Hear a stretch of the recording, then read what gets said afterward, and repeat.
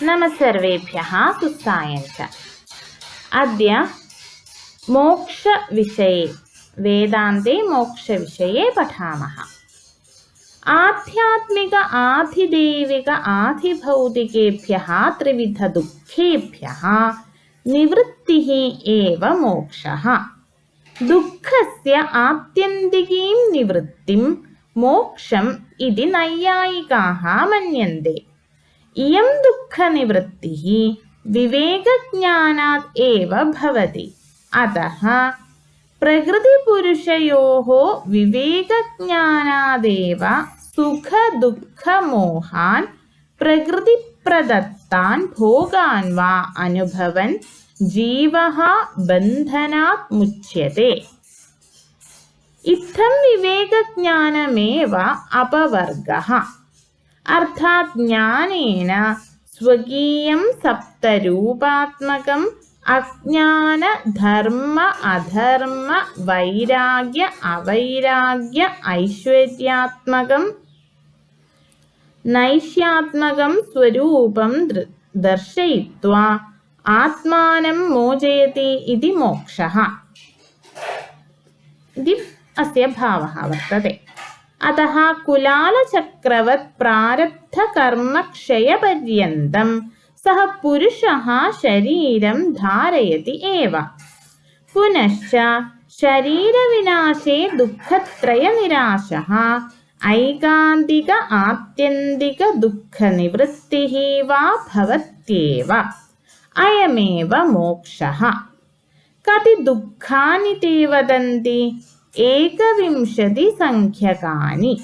तथा हि शरीरं, षडिन्द्रियाणि, षड्विषयाः, षड्बुद्धयः, सुखं दुःखं च गौणमुख्यभेदात्। एतेभ्यः पूर्णतया मुक्तिं प्राप्तायां सत्यां मोक्षः अपवर्गः वा लभ्यते। तदा आत्मनः दुःखानामेव न सुखानामपि समाप्तिः भवति। न ततः कीदृश्यपि अनुभूतिः अवशिष्यते। मुक्त आत्मा सुखदुःखेभ्यः परस्ताद्भवन् एकान्ततः अचेतनः सञ्जायते। एष च मोक्षः श्रवणमनननिधिध्यासनोपायावलम्बनेन प्राप्तः जायते।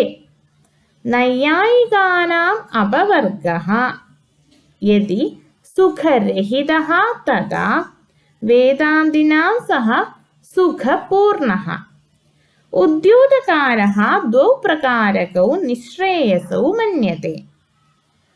प्रथम अपरनिःश्रेयसः जीवन्मुक्तिः वा।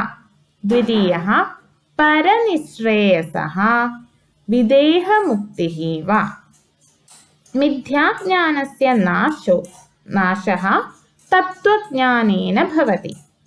आत्मस्वरूपविषयकतत्त्वज्ञानेन मोक्षस्य सिद्धिः भवति। तत्त्वज्ञानेन आत्मसाक्षात्कारस्य सिद्ध्यर्थं ध्यानधारणादियोगप्रसिद्ध उपायानाम् अवलम्बनम्। मानवजीवनस्य उत्कृष्टतमः पुरुषार्थः मोक्षः वर्तते।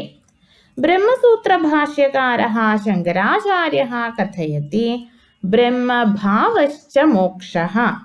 ज्ञानं विना न मोक्षः। ज्ञानमेव परब्रह्म।